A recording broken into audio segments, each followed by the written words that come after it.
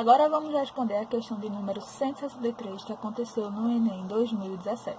A questão é o seguinte: um desenhista projetista deverá desenhar uma tampa de panela em forma circular. Para realizar esse desenho, ela dispõe no momento de apenas um compasso, cujo comprimento das hastes é de 10 centímetros, um transferidor e uma folha de papel com um plano cartesiano. Para esboçar o desenho dessa tampa, ela afastou as hastes do compasso, de forma que o ângulo formado por elas fosse de 120 graus. A ponta seca está representada pelo ponto C, aqui. É aquela ponta que fica fixada no papel. A ponta do grafite, que é a que risca, está representada pelo ponto B, aqui. E a cabeça do compasso está representada pelo ponto A, conforme a figura. Então, bora interpretar. A pessoa está querendo desenhar aí a tampa de uma tampa de uma panela. Tem um compasso e as hastes medem 10 centímetros. Então, se as hastes medem 10 centímetros, esse lado mede 10, esse lado também mede 10. Então, eu tenho dois lados, 10 e 10, e um ângulo. Então, eu posso usar a lei dos cossenos. Mas eu também posso usar a lei dos senos, sabia? Observa que eu tenho esse ângulo aqui de 120, esses dois lados medem 10. A gente sabe que triângulo isósceles possuem dois lados iguais e também dois ângulos iguais. Se eu tenho um ângulo de 120, tudo tem que dar 180, então está faltando para mim um total de 60. Então, cada ângulo desse aqui embaixo vale 60. Então, se eu tenho dois ângulos em um lado, eu também posso usar a lei dos senos. Então, essa é uma questão do Enem que dá tanto para fazer com lei dos cossenos, como dá para fazer com lei dos senos. Mas vamos ver o que a questão quer. Após concluir o desenho, ela o encaminha para o setor de produção. Ao receber o desenho com a indicação do raio da tampa, quem é o raio? É a distância de C até B. Verificará em que intervalo se encontra e decidirá o tipo de material a ser utilizado na fabricação de acordo com os dados. Então, aqui é a medida do raio. De acordo com o valor que a gente encontrar de C até B, que não foi dado, que é para a gente calcular, a gente vai dizer qual é o tipo de material que vai usar. Por exemplo, se o raio for maior que 0, menor que 5, então a gente vai usar material 1.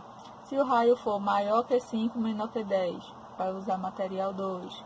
Se o raio for maior que 10, menor ou igual a 15, material 3. Se o raio for maior que 15, menor ou igual a 21, vai ser material 4. E se o raio for maior que 21, menor ou igual a 40, vai ser raio 5.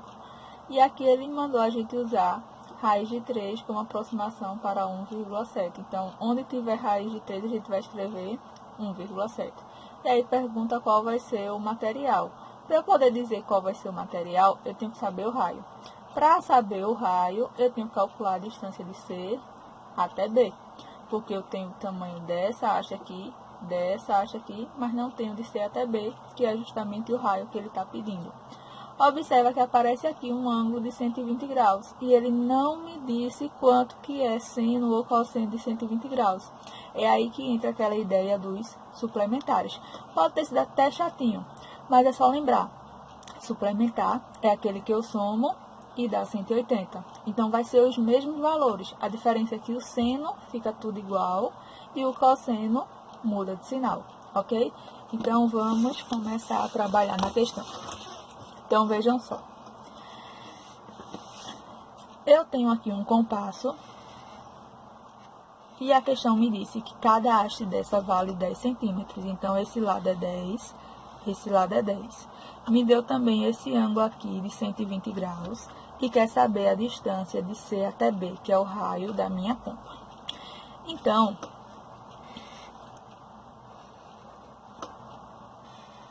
de C até B, eu não sei quem é. Aqui eu tenho o vértice A. Aqui eu tenho um ângulo de 120 graus. Eu sei que aqui é 10, eu sei que aqui é 10, porque a questão me disse que as hastes são de 10 centímetros. E quer saber a distância de C até B. Eu vou usar aqui lei de cossenos. Quando é que eu uso isso? Quando eu tenho dois lados e eu tenho um ângulo formado por esses dois lados. Então, o lado que eu quero descobrir oposto ao ângulo dado, x ao quadrado, é igual a 10 ao quadrado mais 10 ao quadrado. Lembra, a fórmula é a ao quadrado igual a b ao quadrado mais c ao quadrado, até aqui é Pitágoras, menos duas vezes os dois lados que eu conheço, b vezes c, vezes o cosseno do ângulo formado por esses dois lados. Então, ó, x ao quadrado é o que eu quero descobrir, oposto ao ângulo dado, é igual a 10 ao quadrado mais 10 ao quadrado, que é o nosso b e c, menos duas vezes b, que é 10, c, que é 10, vezes o cosseno de 120 graus. Eita, cosseno de 120, não sei. Opa, lembra lá na tabelinha 30, 45, 60. Mas, Cida, eu quero de 120. Para onde é que tu vai com 30, 45, 60? São suplementares, ó. Eu tenho o seno e o cosseno. O de 30 é 1, 2, 3. O de cosseno é 3, 2, 1. Todo mundo sobre 2. Raiz onde não tem o número 1. Então, o cosseno de 120 vai ser o mesmo que o cosseno de 60. Porque eu sei que 120 mais 60 dá 180. E como eles são suplementares, eles vão ter o mesmo valor. Sendo que o cosseno vai ser o sinal trocado. Então, vai ser menos, ó, cosseno de 60 é 1 sobre 2. Então, de 120 é menos 1 sobre 2. Então, aqui eu vou ficar com x ao quadrado igual a 10 ao quadrado, é 10 vezes 10, 100. Mais 10 ao quadrado também é 100. Menos 2 vezes 10 vezes 10, 100. Vezes cosseno de 120 é menos 1 sobre 2. Aqui agora, ó, eu tenho uma multiplicação, então eu posso cortar um de cima com um de baixo. X ao quadrado é igual a 200. Multiplicação, sinais iguais, menos com menos, mais, e aqui sobrou 100. Então, x ao quadrado é igual a 300, e x vai ser, eu não quero x ao quadrado, então eu vou extrair a raiz de 300. Quando eu vou extrair a raiz de 300, por 2 é 150, por 2 é 75, não dá mais por 2, dá por 3, é 25. 25 dividido agora por 5, agora vai ser 5, e 5 dividido por 5, 1. Como é raiz quadrada, eu vou agrupar de 2 em 2 iguais. 2 ao quadrado, o 3 vai ficar sozinho, 5 ao quadrado.